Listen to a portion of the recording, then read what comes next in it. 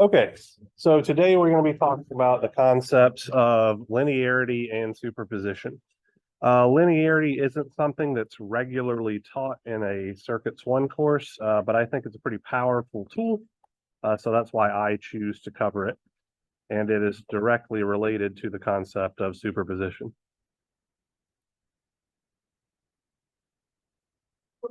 So before we get into circuit analysis, we are going to talk about things from a systems perspective.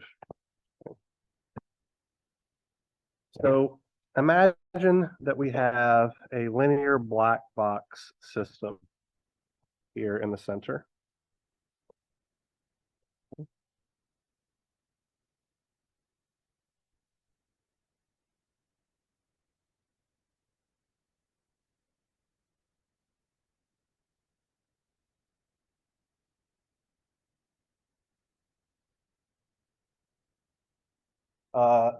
And we are going to excite this linear black box system with input signals, which I'm going to call x1 as a function of time over here on the left, and x2 as a function of time over here on the left.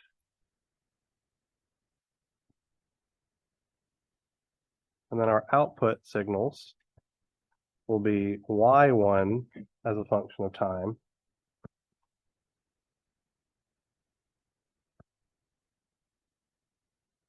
and y2 as a function of time. So for a system like this, we have a response x1 of t will yield an output y1 of t, and our input x2 of t will yield an output y2 of t. Well, how this occurs is that our linear black box system acts on our input signal by what is called its transfer function. Okay? So for a linear system, this transfer function h of t can have multiple different forms, right? We could see that we simply scale by a constant value. So we could, if our input x1 of t and our output y1 of t are proportional to each other, that would be an example of a linear system. If our input signal were, if our output was the derivative of our input signal, that would be an example of a linear system. If our output was the integral of our input signal, that would also be a linear system. And we're going to see all three of those types of systems in this particular class. So for this system to be linear, our response equation must satisfy the following relationship. So H acting on alpha x1 of t plus beta x2 of t must be equal to alpha y1 plus beta, excuse me, my voice is going out, y2, where alpha and beta are just arbitrary scaling coefficients. They can't be changing in time, so that would be time invariant things. So effectively how we would read this is if we scale our input x1 by an arbitrary factor of alpha, our output y1 scales by that same arbitrary factor of alpha. If we scale our input x2 by an arbitrary factor of beta, our output y2 scales by that same arbitrary factor of beta. And if we add those two total input signals together, we will get a total output shown on the right, such that h of x of t total is equal, sorry, that should be in open parentheses, y of t. Now this is actually two distinct properties that need to be acting at the same time in order for our system to be classified as a linear system. Okay. So the first of these properties is what's called the additivity property.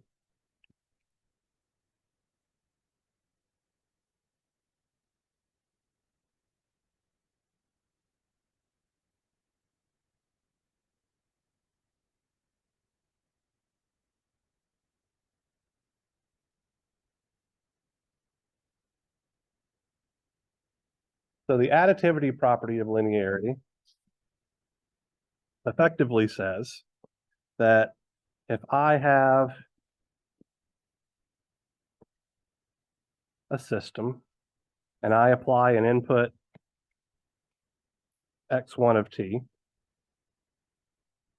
and observe an output y1 of t, and then I have the same linear system and I apply an input x2 of t and observe an output y2 of t. If I apply both of those inputs simultaneously,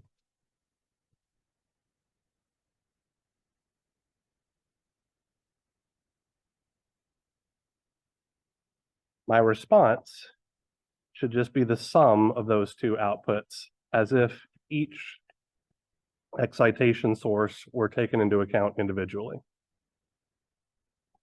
like so. So this is the additivity property of linearity. It is also effectively the superposition theorem. Okay. So the superposition theorem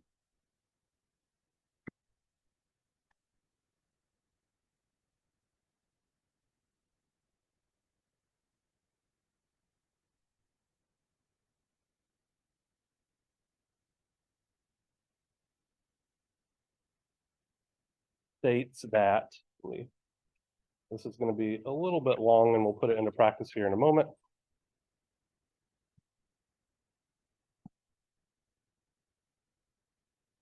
In any linear network,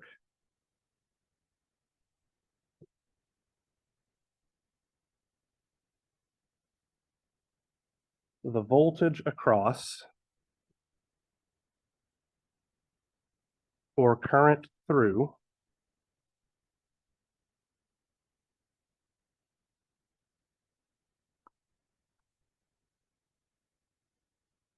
any element may be calculated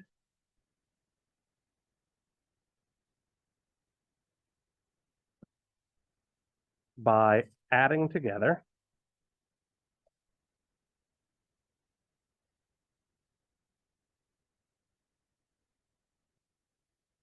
all of the individual voltages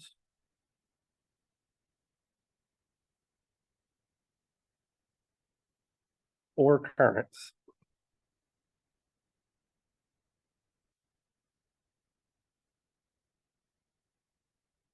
caused by the separate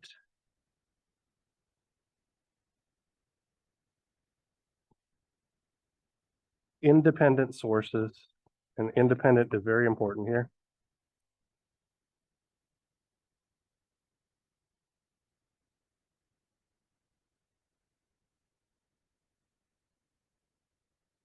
acting alone with all other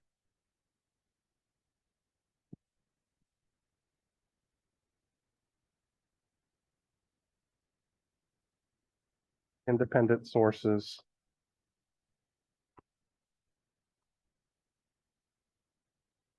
being turned off.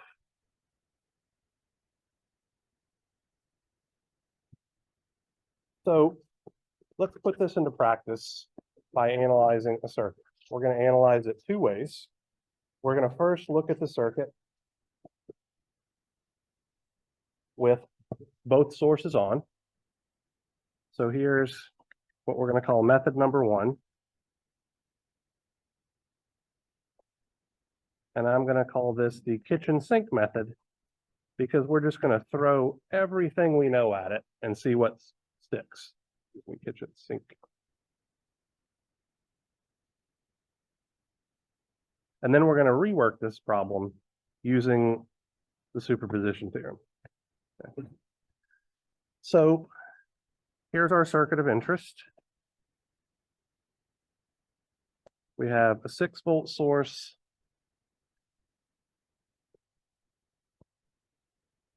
Let's make this a 10 ohm resistor. An 8 ohm resistor.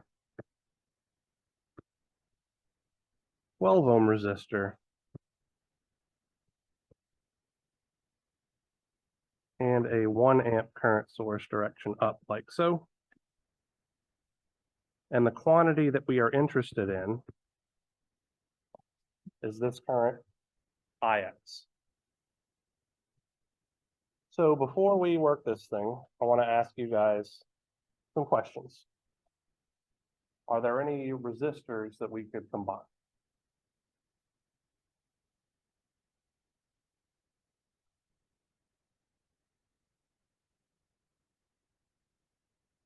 No.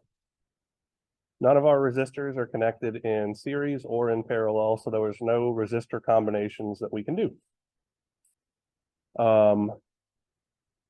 Since we only have a single voltage source, it should be fairly obvious that there are no voltage source combinations that we can do. Since we only have a single current source, it should be fairly obvious that there are no current source combinations that we could do. So effectively, we don't have any opportunity here to simplify this circuit in any way, shape, or form, right? This is as simple as it can be represented. So I am going to choose to solve this circuit by applying Kirchhoff's voltage law, Kirchhoff's current law, and Ohm's law. Excuse me. So I'm going to write a Kirchhoff's voltage law equation around this path, where I'm going to define the voltage drop across my 10 ohm resistor as V10 with this particular polarity, and the voltage drop across my 8 ohm resistor as V8 with this particular polarity.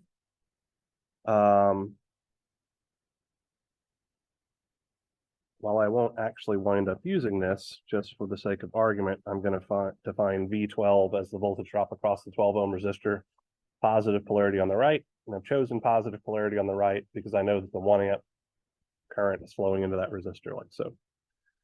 I'm going to apply Kirchhoff's current law at this node, and I'm going to say that the current flowing in plus the current flowing in will be equal to the current flowing out.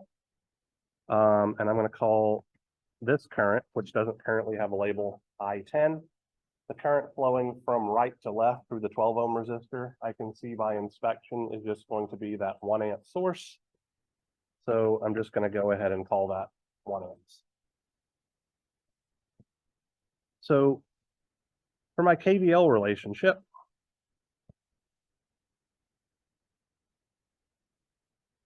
I'm going to have negative 6 volts plus V10 plus V8 is equal to 0. And for my KCL relationship, I'm going to have I10 plus 1 amp is equal to Ix. And lastly, I'm going to use Ohm's law to relate quantities to each other, because as it stands right now, I have 2 equations and 4 unknowns, right? So I'm not in a particularly good place. But Ohm's law tells us that V8 is going to be 8 ohms times Ix. And Ohm's law also tells us that V10 is going to be 10 ohms times I10. So I can substitute those relationships in. I'll do it here. So V10 is 10 ohms times I10 plus V8 is 8 ohms times Ix. And this is going to be equal to +6. I'm just moving my constant term to the right-hand side of my equal sign. That's just my KVL equation with my Ohm's law relationship substituted in. And now I'm going to write my KCL equation. So I'm going to call that I10. I'm going to move IX onto the left side of the equal sign. And I'm going to move that 1 amp to the opposite side of the equal sign. And I get this relationship, right? So I just switched IX and 1 amp. And now I'm going to solve this system of equations. Now we could do this using simple substitution, but I'm not going to do that because we're going to be solving lots and lots of systems using our calculator. So this is as good of a time as any to learn how to do that if you don't already know how.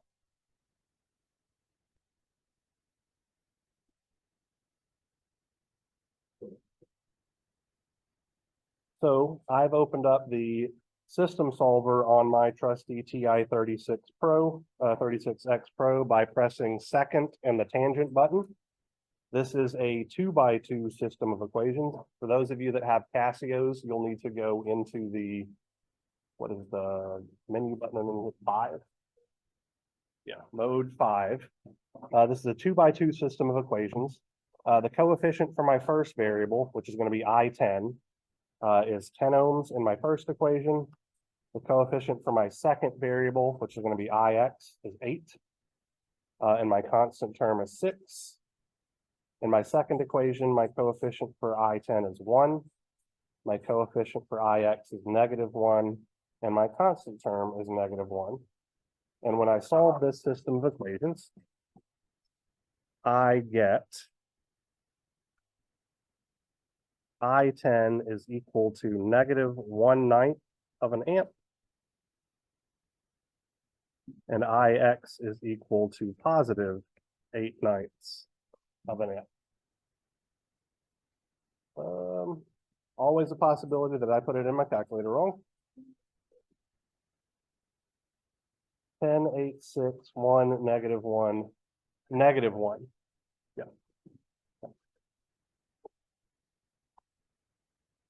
All right, so this was solving this circuit using a system of equations. Yes.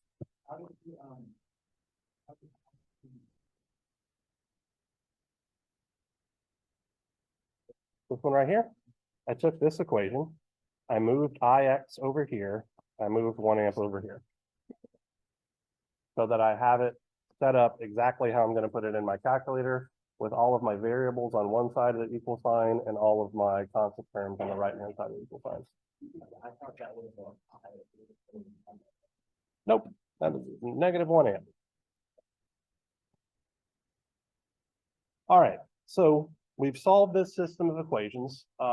We are going to learn more formal ways to set up systems of equations to solve circuits in lectures on Wednesday, which will be covering nodal analysis, and on lectures on Friday, which will be covering mesh analysis. But for now, this is as good as we can really get. So this is one way to solve the circuit. It wasn't wildly difficult, I don't think. But then again, I am a jackass with a PhD and you guys are not. So perhaps this was incredibly difficult to you guys. So our second method is going to involve using superposition.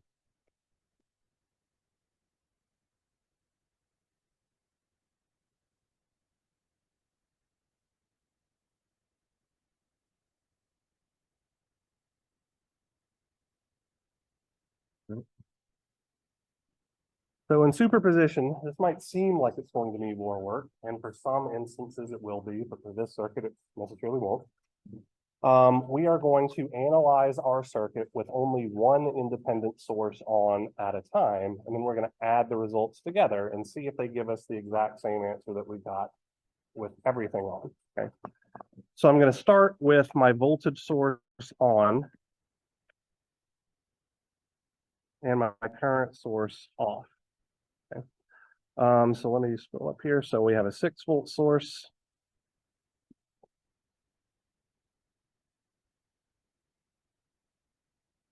Then we had a 10 ohm resistor.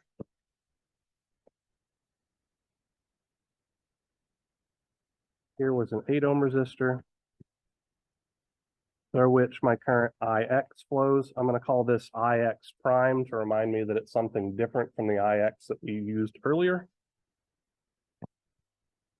Then I have my 12 ohm resistor. And then over here on the right, I have what used to be my current source. So by applying the superposition theorem, we need to turn off every independent source that isn't the one that we want on. In this case, we are turning off a current source. So what does it mean for a current source to be off? This is not a trick question. No current. It literally means the current source is supplying no current.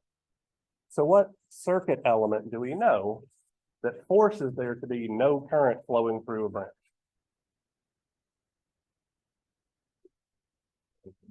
An open circuit, right? So we're literally just going to leave these terminals open circuited. This is how we're going to turn current sources off. We want to ensure that no current flows through that right branch. We open circuit the branch. So analyzing this circuit, what should we find for IX prime? Why is it taking you so long? That's only partially a joke.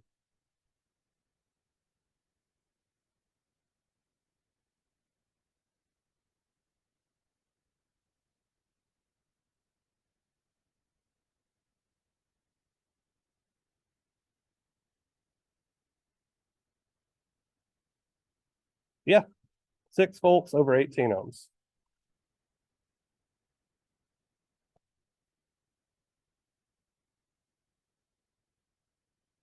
Is 1/3 of an amp.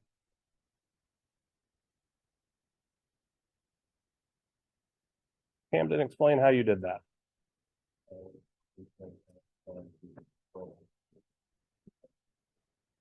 Yep.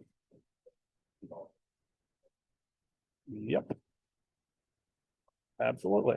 So I'm going to ask you guys again, why did it take so long? This should have been rote at this point.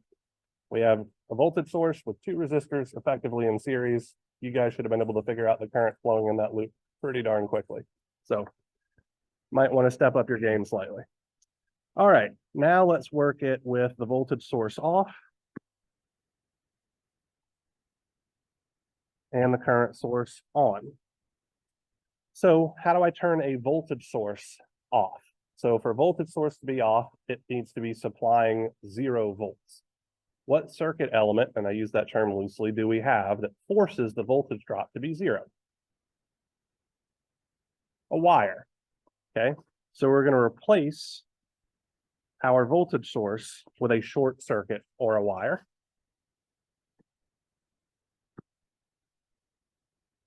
Here's our 10 ohm resistor. Here's our 8 ohm resistor. Here's our 12 ohm resistor. Because our current source is on, we leave it in. And I'm going to call this current IX double prime. So I don't expect you guys to be able to give me a numerical answer for this IX double prime right off the jump. But I do expect you guys to be able to tell me how to solve for it pretty quickly. So what method would you use to solve for this quantity IX double prime? Current division. Yeah, because we have a known amount of current, 1 amp, that's splitting between a 10 ohm resistor in parallel with an 8 ohm resistor. So current division seems like a pretty damn easy way to do this. Absolutely.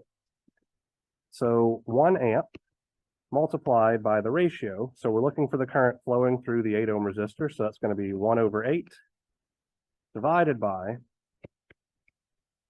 1/8 plus 1/10. Do this faster in the calculator than I can in my head. So let's go ahead and do that. So 1/8 over 1/8 plus 1/10. And I get 5/9 of an amp. And now I can say that Ix with both sources on will be the same as Ix with the voltage source on by itself plus Ix with the current source on by itself. So 1/3 is 3/9 plus 5/9 comes out to be 8/9 of an amp, which, if I am not mistaken, gave us literally the exact same result as when we worked the problem with both sources on at the same time. Which analysis was easier? The superposition in this particular case, and it will not always be true by any stretch of the imagination. In fact, please remind me before I let you guys do your in-class assignment to look at homework set number 5 and give you very strong suggestions as to which problems are actually good to practice superposition on and which are hot garbage to practice superposition on, because there are a few that just suck and it's a waste of your time. Okay. All right, so this is the additivity property of linearity, also known as the superposition principle. If there were an independent source in this circuit, we would always leave that independent source on because the superposition theorem, if we scroll up here, tells us explicitly that we can only look at things caused by these separate independent sources acting alone with all other independent sources being turned off. So dependent sources are always left on in our circuits. All right, so now let's talk about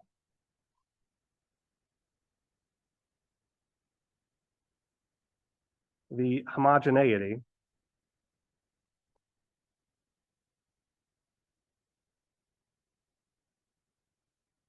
or scaling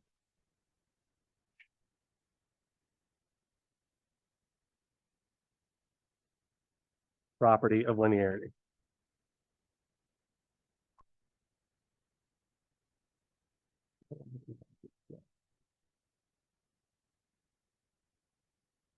So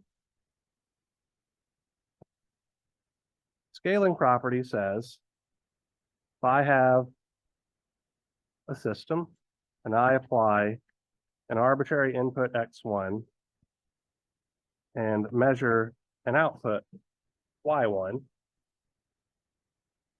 if I scale my input by some constant factor that is non-time varying, so let's call this alpha x1, my output should scale by the same amount. So my output should be alpha y1 of t. So let's take a look at the circuit that we were analyzing a moment ago. Let's scale our voltage source by a factor of 2. Okay. So instead of having a 6-volt source, I'm going to have a 12-volt source.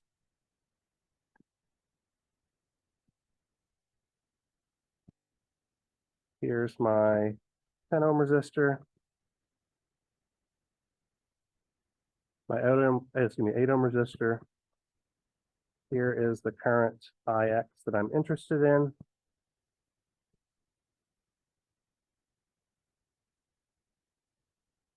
Here's my 12-ohm resistor. And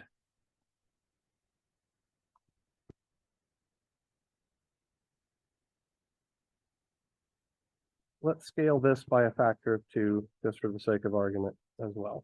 And then in a moment here, we'll talk about scaling by different values. Okay. So both of my input signals have been scaled by a factor of 2 in this case. Because I don't want us to be looking at homogeneity and additivity at the same time, we are going to have to solve this much like we solved the circuit in method 1, where we're just kind of throwing everything at it and seeing what shakes out. Our expected result here should be Ix is going to be 16/9 of an amp, right? Because the scaling principle tells us that if we scale our inputs by a factor of 2, our output should scale by a factor of 2 as well, okay? So this is what we were expecting. Let's see if we get it. So writing my KVL equation, let me define I10 here.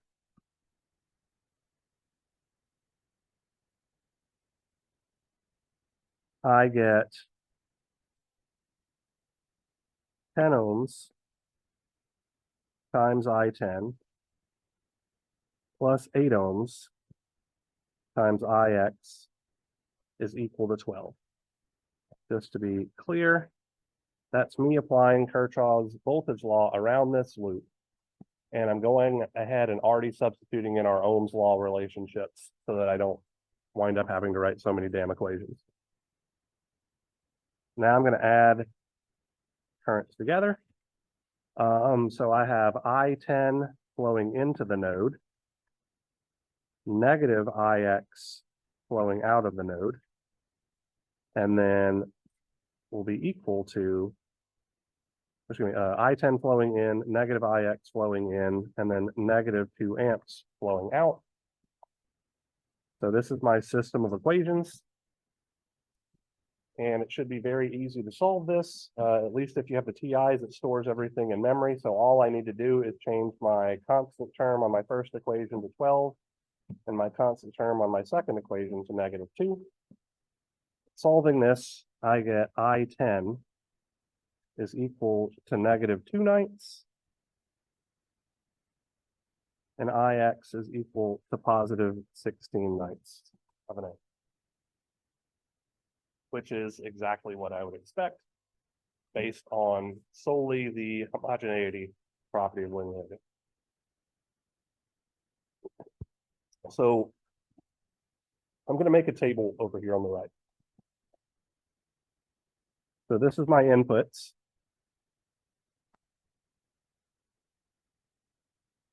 This is my outputs. So when we first analyzed this circuit, our input was a 6-volt source and a 1 amp source. And we found that our output, IX, was 8/9 of an amp. That was the circuit that we analyzed with method 1, right? Then we analyzed the circuit with just the 6-volt source on, and we found that our output was 1/3 of an amp. We analyzed the circuit with just the 1 amp source on. We found that our output was, if I'm not mistaken, 5/9 of an amp. And then just a second ago, we analyzed the circuit with twice 6 volts and 1 amp on, and we found that our output was twice 8/9 of an amp.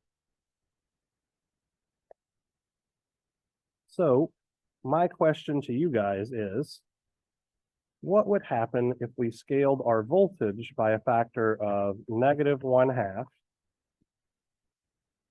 and our current, sorry, that should be in, our current by a factor of 3? What do you think our output should be? Doing no circuit analysis whatsoever, simply using the properties of linearity.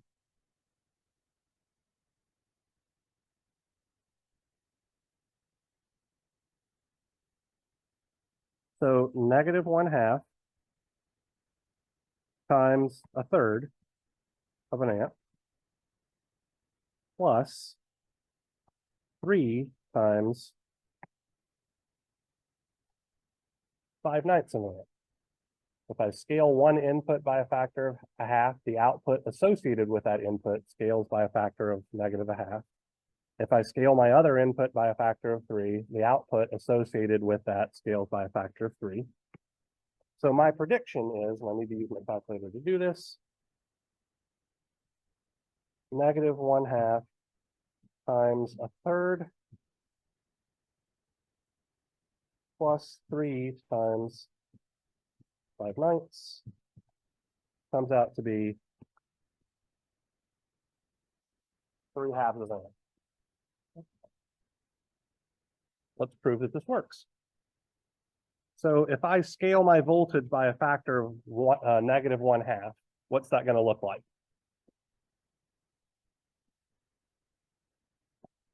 3 volts, positive polarity on bottom now, because I don't like dealing with negative numbers.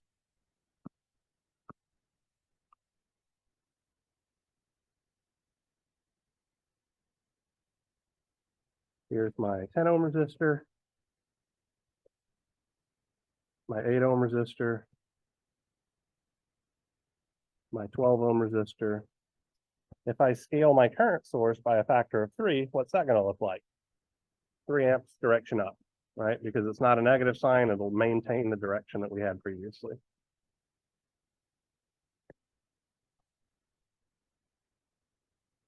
Here's the IX that I'm looking for. So once again, I'm going to write Kirchhoff's voltage law equation around this path, and I'm going to apply Kirchhoff's current law here, with the understanding that this current right here is I10. So my KVL equation is going to be 10 ohms times I10 plus 8 ohms times IX will be equal to -3 volts. My KCL equation is going to be I10 minus IX is equal to -3 amps. And when I solve this, let's see what we get.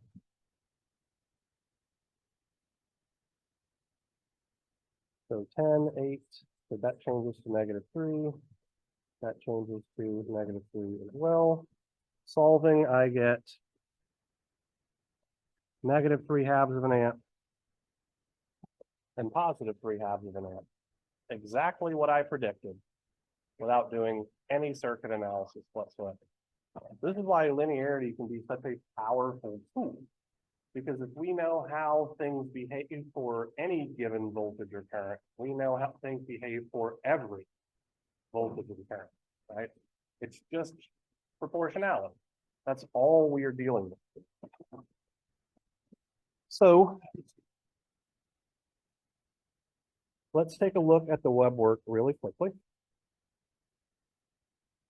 And I am going to work a problem, I say with you guys, but largely for you guys.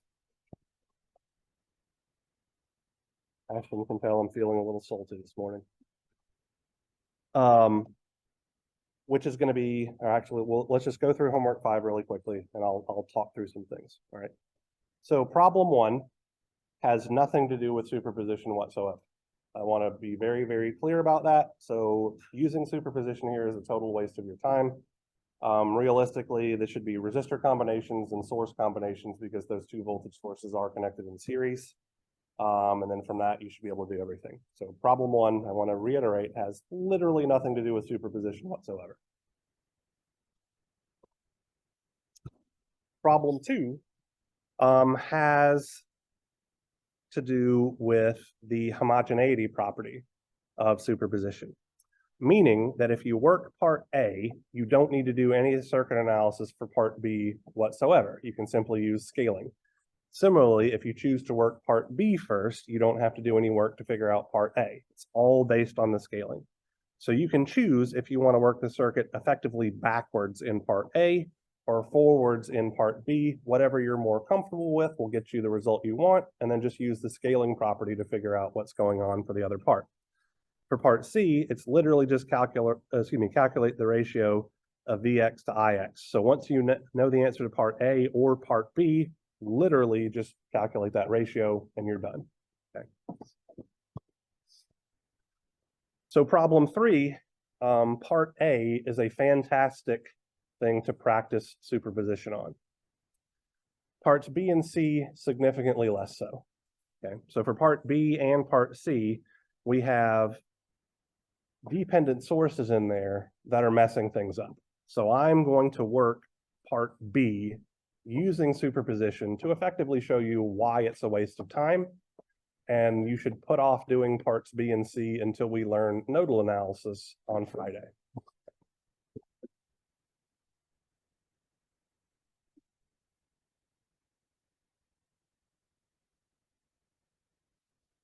So this is homework set number 5, problem 3B, done the way that it is supposedly intended, because whoever wrote this was a jerk. Yep.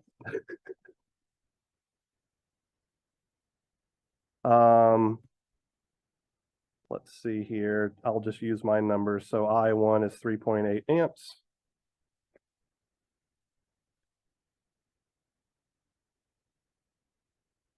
Then I have parallel with R1, where R1 had a value of 23 ohms. I have my dependent source up here, 5IY, negative polarity on the left.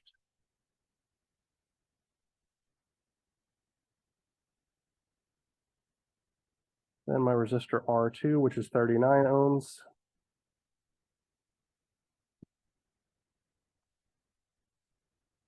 IY, if I'm not mistaken, was direction down. And then I have my current source I2, direction up, that is 3.2 amps.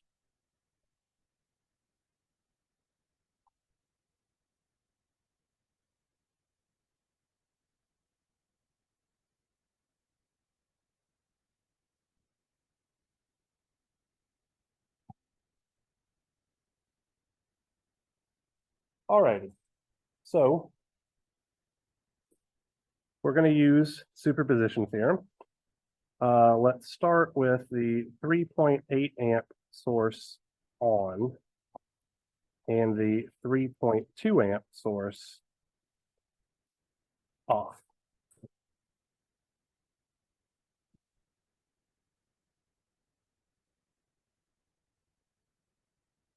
So here's our 3.8 amp source.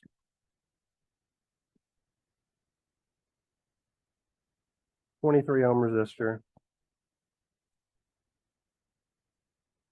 minus plus 5IY prime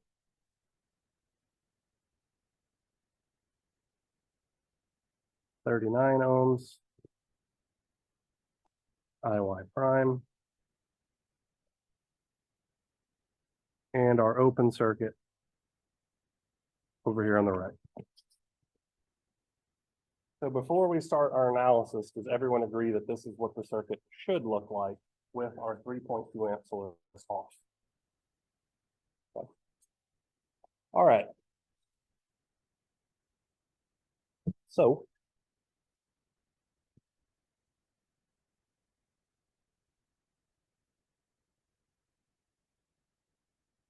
anyone have any thoughts on how we might analyze this thing?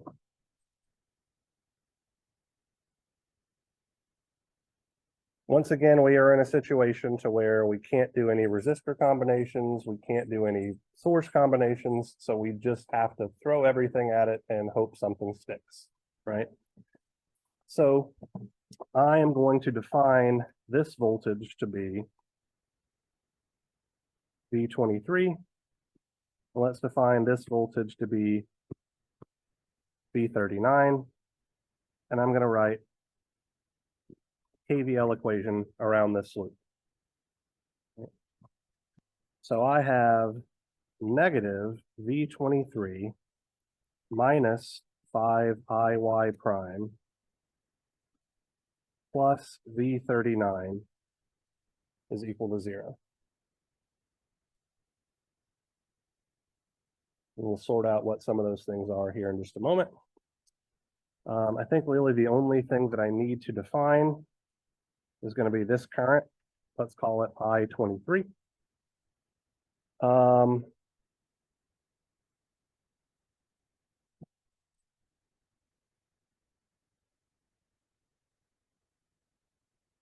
Yeah, that should work. And we need to make an observation here that the current flowing into the negative polarity terminal of our 5IY prime source is going to be IY prime. And I can say that because I know that none of it can branch off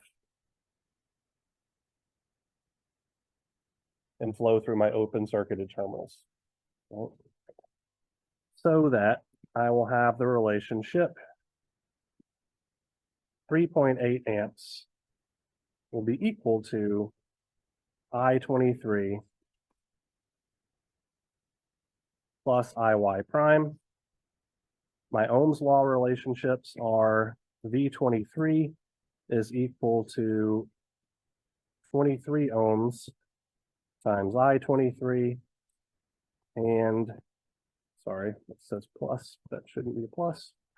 V39 will be equal to 39 ohms times IY prime. Substituting those relationships into here,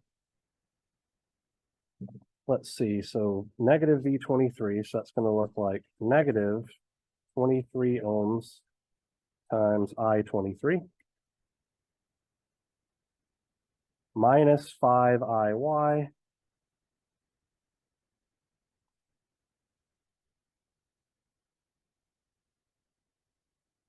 plus V39, where V39 is 39 ohms times IY prime is equal to 0. And I can combine that negative 5 IY and that 39 IY, giving me negative 23 times I23 plus 34 times IY prime is equal to 0. So here's one equation. Here's my second equation, and I should be able to solve for I23 and IY prime using these.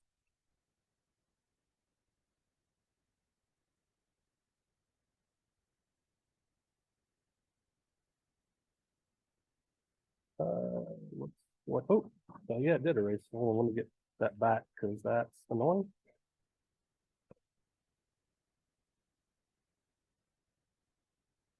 All right, it's going to take too damn long. Let me just write it again.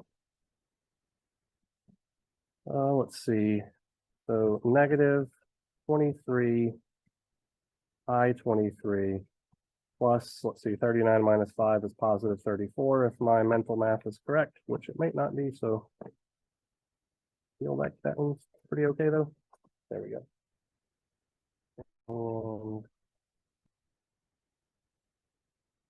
Move this down.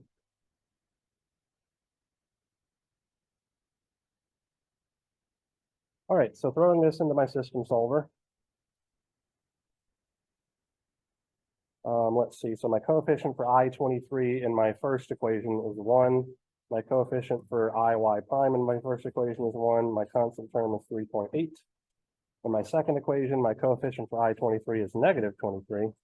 My coefficient for IY prime is positive 34. My constant term is 0. And so I wind up getting 34 over 15. And 23 over 15 amps respectively. So we did all of that work and we're only halfway done because now we have to rework the problem with the 3.2 amp source on and the 3.8 amp source off.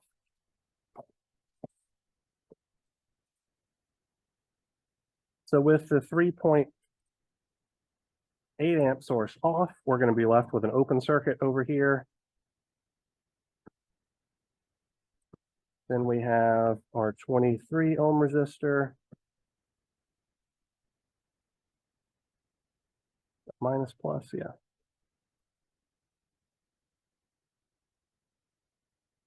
I'll call this IY double prime. 39 ohm resistor through which a current IY double prime flows.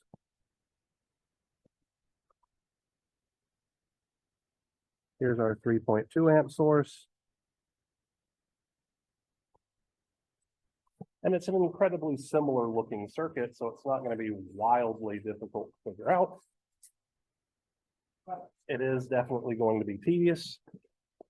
So let's call this V23 again, V39 again, and try to make this obvious. This is going to be the current I-23, where I'm specifically showing you that it flows both through that dependent source and then down through the 23 ohm resistor, so that when we do Kirchhoff's current law, it'll be nice and easy for us. So our KVL relationship, and I'm going to skip the Ohm's law steps here and just kind of bake all of this into one thing. So I'm going to see negative V23. So that's going to be negative 23 ohms times I-23 based on the direction of our current, right? So negative 23 ohms times I-23 minus 5IY double prime plus 39 ohms times IY double prime is equal to 0. And then we can make some simplifications here. So negative 23 ohms times I-23, negative 5 plus 39 is going to be plus 34 ohms times IY double prime is equal to 0. So that's our KVL relationship. KCL, we're going to have 3.2 amps will be equal to IY double prime. That was the right. Plus I-23. And actually, I'm just going to swap the order of those currents so that I'm consistent with what my first variable is in each of my equations, so that I don't mess anything up. We can solve this system.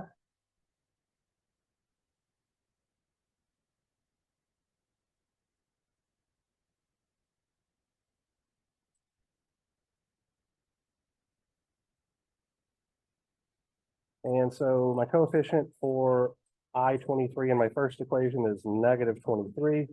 My coefficient for IY double prime in my first equation is positive 34.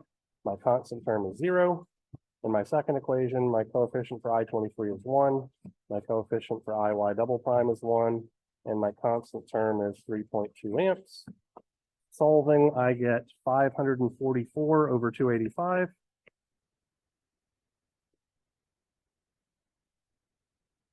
And 368 over 285.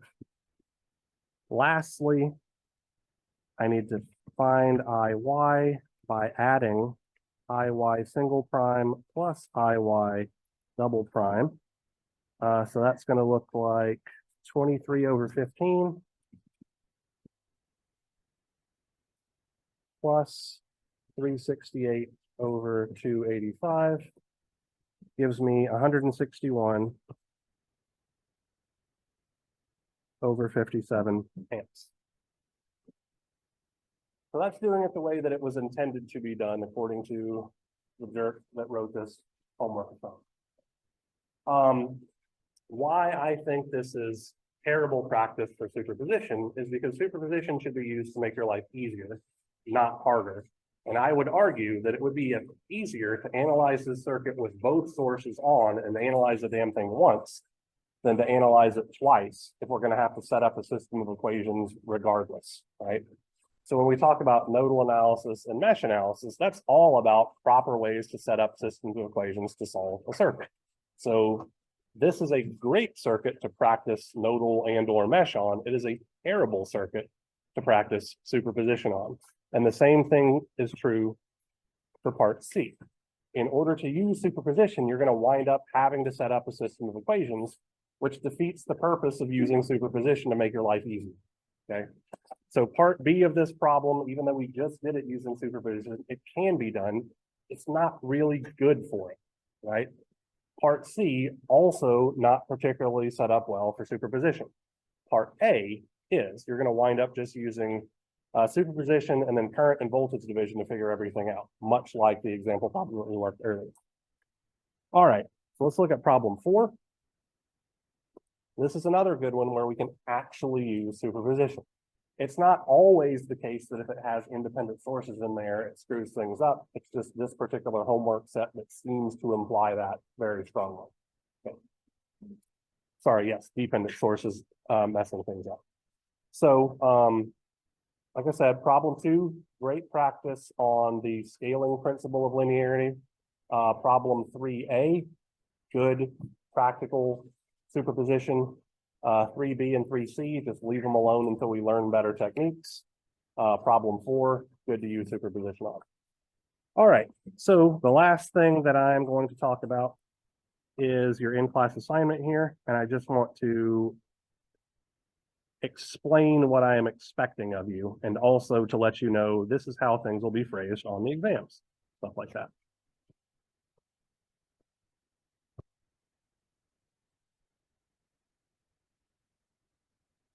Too far. This is where the most recent versions are. This would be in-class assignment number 5, if I'm not mistaken. All right. So you're given this circuit, and you are asked to use superposition to solve for things. So for part A, where it says determine the contribution of the 1 amp current source to the voltage Vx, what that means is leave the 1 amp source on, turn the 5 volt source off, analyze the circuit. Okay. So if we want the contribution of the 1 amp current source by itself, that's the one that's left on. For part B, it says determine the contribution of the 5 volt voltage source to the voltage Vx, meaning leave the 5 volt source on, turn the 1 amp source off, analyze the circuit. For part C, using the results of parts A and B, determine the voltage Vx of both sources on, do not do circuit analysis. Simply add the results of parts A and B. For part D, we are scaling our voltage source by some factor. We are scaling our current source by some factor, and then we are asked to use the properties of linearity to determine the value of Vx under those conditions. Again, there is no reason whatsoever for you to actually use circuit analysis. Just use the scaling property and the results of parts A and B to figure out what the answer should be. Okay. So only in part A and only in part B should any circuit analysis whatsoever be done. Everything else is trying to reinforce the concepts of the additivity property and the scaling property. All right, that's enough out of me. If you have any questions, feel free to ask.